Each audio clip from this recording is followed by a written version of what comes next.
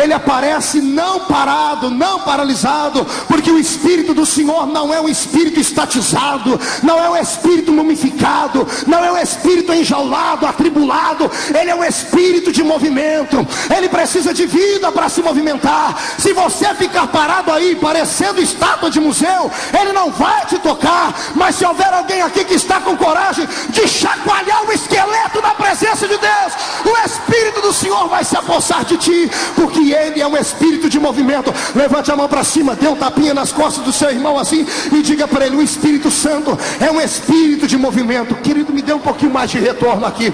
Ele é um espírito de movimento.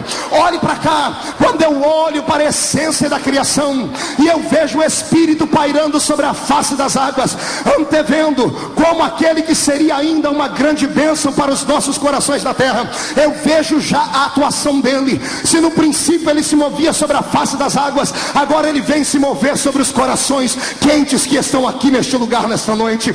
Eu fico ainda imaginando como foi que Deus deu este Santo Espírito ao homem. Deus entregou o Espírito Santo ao homem para que lhe fosse companheiro desde o primórdio. Quando Deus cria Adão, quando Adão ainda era apenas um boneco, eu disse isso aqui num desses dias que preguei, Deus soprou nas narinas de Adão, e quando Adão recebe o fôlego de vida, junto com aquele fôlego de vida, junto com o sopro de Deus, que no original disse ruach, a vida de Deus, junto com aquele sopro, Adão recebeu a presença do Espírito Santo. Pastor Marcos, o senhor pode provar isso? Posso. Adão tinha o Espírito Santo, e por isso ele conversava com Deus, por isso que ele se congratulava com Deus. Eu imagino todos os dias de tardezinha lá no Éden, o Deus eterno saindo do céu, entrando por aquelas pastagens ou por aquelas paragens no meio daquele santo e belo jardim, e Deus marcando um ponto de encontro com Adão. Todos os dias de tardezinha, Deus e Adão tomando um chazinho, e Adão olhando para o Pai, tendo o Espírito Santo, podia ver Deus, podia falar com Deus, podia sentir Deus, podia sentir a alegria, o amor, a presença, o calor de Deus perto dele. E aí imagina ele dizendo: papai, hoje eu estava ali caminhando e colocando, fazendo aquilo que o Senhor me mandou fazer, estava colocando nome nos animais, e eu vi um grande peixe lá na beira da praia, e ele era tão grande, e eu coloquei o nome nele de baleia. E aí imagino Deus dando um sorriso, como que olhando para o filho, dizendo: este é meu filho, ele está executando aquilo que eu disse para ele fazer. É nesse Deus que eu acredito, não num Deus impessoal, não num Deus que está longe a 10 mil quilômetros de nós, não. Eu creio em um Deus que está dentro de nós, creio em um Deus que nessa reunião aqui está querendo tocar a sua alma, o seu coração. Não existe ninguém nesta noite mais interessado de ver milagres acontecerem aqui do que o próprio Deus eterno que está lá no céu, olhando para todos nós. Mas permita-me continuar.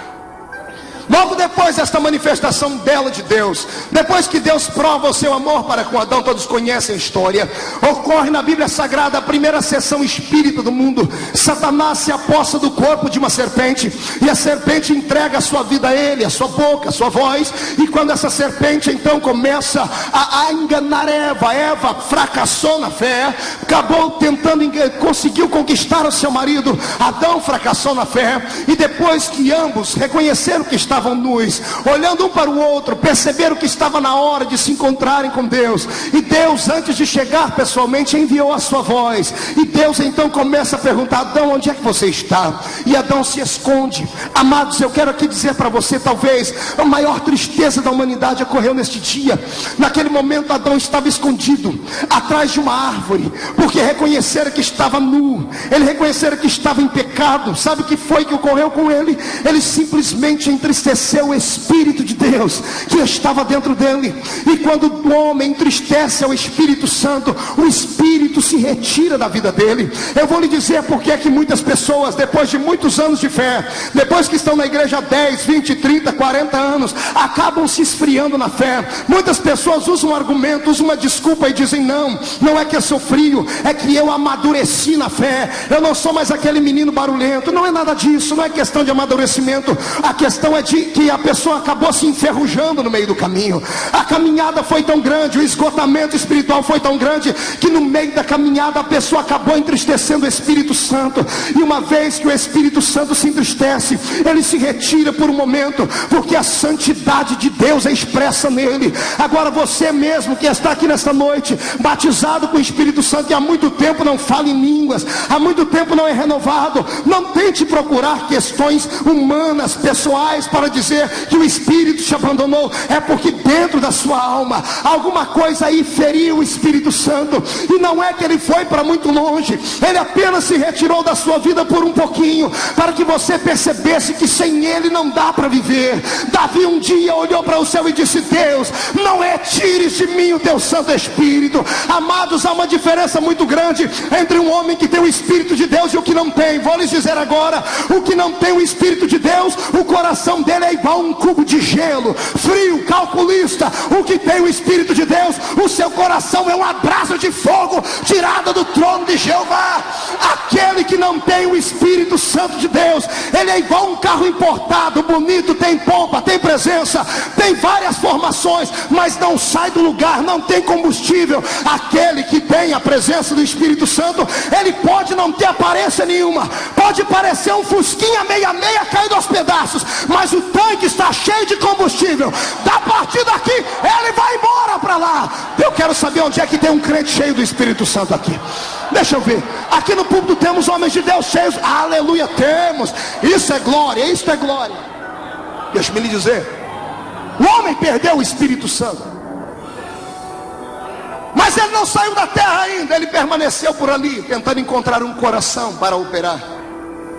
Ele encontrou o coração de Abel. E uma vez estando dentro do coração de Abel, os ciúmes do outro que não tinha sua presença fez com que Abel o matasse. A geração dos homens era horrível. Os homens começaram a caçar e dar-se em casamento, a matar, a roubar e a destruir toda a miséria possível. E o Deus do céu lá de cima olhou para a terra decepcionado. E Deus procurou um homem na terra depois disso. O nome dele era Noé. E Deus deu a ele o ultimato, disse: Noé, o meu espírito não estará mais com o homem. Neste dia, o Deus do céu convocou o Espírito Santo para que saísse da terra e voltasse para dentro dos portões celestes. Um dia de escuridão na terra. O homem sem o Espírito Santo, para mim, o símbolo mais propenso que eu posso dar a ele é de um porco. Por quê, pastor Marcos? Porque o porco é um dos únicos animais que não tem articulação no seu pescoço.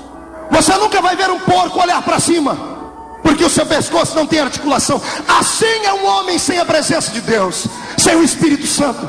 Não consegue olhar para cima, não consegue ter um vislumbre dos milagres e da glória do Senhor. A sua visão é terrena, só olha para as coisas dessa vida. E estes foram os homens que se levantaram logo depois que Deus retirou o Espírito Santo da terra. Diz a Bíblia que havia um homem na terra cujo nome era Nimrod, logo depois do dilúvio. Este homem era tão mau que a história diz que ele se casou com a mãe, tendo matado seu pai, e teve filhos com ela. Uma geração de homens pervertidos, cujo coração era o trono de Satanás, foram os homens que se levantaram na terra sem a presença do Espírito Santo. Não havia paz na terra. Não é uma, nem duas, mas várias vezes a Bíblia Sagrada diz que o pecado dos homens subia para o céu em cheiro de coisa podre. E imagine Deus lá do céu olhando para todas as situações. Não foi uma, nem duas, nem três vezes que Deus quis destruir o homem. Deus queria destruir o homem, porque o homem sem o Espírito Santo para nada presta. É uma folha seca caída no chão, vai para onde o vento pode levá-la. O homem sem a essência do Espírito Santo é maligno, é maldoso, é invejoso, é egoísta. O homem sem a presença do Espírito Santo não pode entrar em contato com Deus. Ele não passa de uma criatura natural. E eu imagino agora lá de cima o filho sentado à direita de Deus Pai, dizendo: Pai, o homem não pode ficar sem o Espírito Santo. Devolve ele para a terra, manda ele de volta. E o pai, na sua eterna santidade, imagino ele dizendo: não, filho, o homem não está preparado para ter o Espírito Santo. Mas pai, faz pelo menos um teste. E eu imagino Deus dizendo assim: tudo bem, eu vou fazer um teste. Não são todos os homens que vão receber o Espírito. E Deus escolheu na terra 3 categorias de homens para receber: os reis, os sacerdotes e os profetas. Somente esses 3 grupos recebiam. E Deus não dava o Espírito Santo deliberadamente a eles. É como se Deus pegasse um conta-gotas, viesse sobre o homem e dissesse: